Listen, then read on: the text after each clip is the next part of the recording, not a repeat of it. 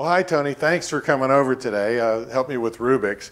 One of my concerns is that when somebody just comes in the house or knocks on the door or rings the bell, Rubik's doesn't really react too much. He's a very social dog, and that's great. I'm happy about that. But I would like him to alert or do something when somebody's at the front door. So what should we do about that? Okay, well, Tom, there's a couple options, or we have a couple different options. One is a lot of people kind of believe in the doorbell ringing and the dog barking. Well, there's some pros and cons to that. One, if it's really a bad guy, he's probably not going to ring the doorbell. Probably not going to ring the bell, right? Really, I mean, honestly, Right. he's going to be sneaking up and checking out to see if someone's in the house. And there's also a negative thing about that is it's okay for the dog to bark when the first person comes, but let's say you have multiple guests coming over to the house. And if the dog's on cue every time the doorbell rings to bark, you know, you're sitting down, you're talking with one of your guests or visitors, and another visitor comes, and in the middle of your conversation, you got Rubik's barking away. It's kind of distracting. So what I would suggest is, how about we teach Rubik's that when the doorbell rings or someone comes to the door, that he comes to a place that's right in front, so your guest, good or bad, will know that you have a dog, and it's the psychological deterrence is right there. So it's a real easy thing to do. We'll condition, Rubik's kind of already knows place, so we'll condition place to also mean really, truly the place in front of the door. So it's really easy. We'll condition it off the doorbell.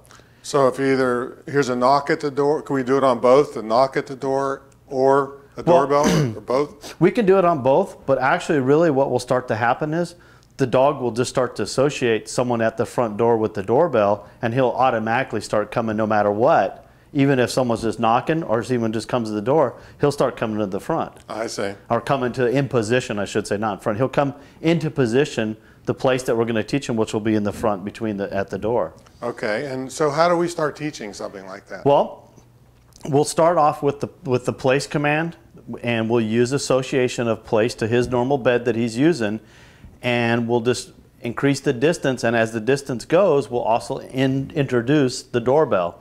So the command pretty soon will actually be conditioned to be the doorbell actually is the same value as the command of place. Okay. Now I have been using the place command other places.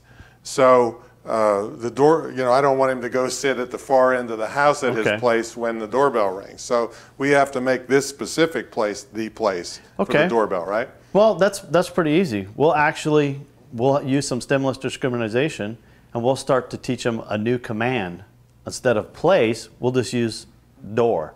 Door for this one. Door. So something different. And the dog will start to learn, hey, okay, I hear door, I go in front of the place, which is in the front of the door, and he'll make the same association as we talked before about the doorbell. Okay. And that way, you're right, because you do use place a lot in the house. Yeah, we all over the property I use place. So it's great. I mean, we'll just make a new specific command, door, or we can pick whatever command you choose. Door seems pretty easy to me for everybody to remember, and we'll use door, and door means for Rubik's to come to the front and the place where we're going to decide about in front of the door and the entrance of the house. Okay, so how do we get started? Okay, we will start with shaping the behavior, or going off of, basically, really to be honest, we'll use a positive transfer past learning of him knowing place to associate in that place to be now his marker, his bed, which he knows place to.